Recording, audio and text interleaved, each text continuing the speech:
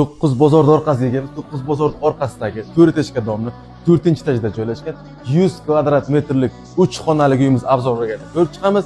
Siz har doimgidek mana bu remontchilar uchun bizning videomiz uchun like bosishni unutmang. Bizga obuna bo'lib qo'yishni unutmang. Aytgandek, bizda reklama qilib berish xizmatlarimiz mutlaqo bepul. Uyingiz bormi? Boramiz. Noturar joyingiz bormi? Boramiz, reklama qilib beramiz. Qani boshladik 3 xonali uyimizni.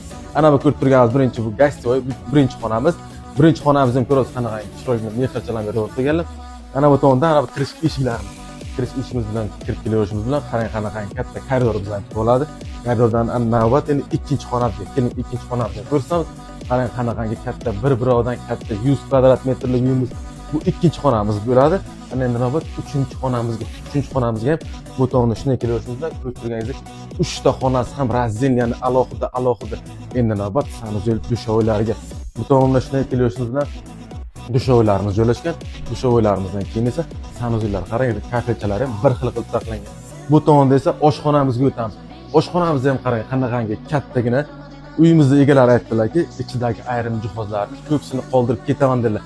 Narxlari keladigan bo'lsa, narxlari egalar tomonidan 650 million dedilar. Kelsin savdosini qilsin, ya'ni kelishtiraman dedilar. 650 millionga 200% ipoteka bo'ladi. 4 etajli domla, 4-etaj. 9 bozorda shundoqqina orqasidagi yangi domladan kelish kerak. 100 kvadrat metrlik uyga maza qilib yashash kerak. Remontchasi juda ham zo'r.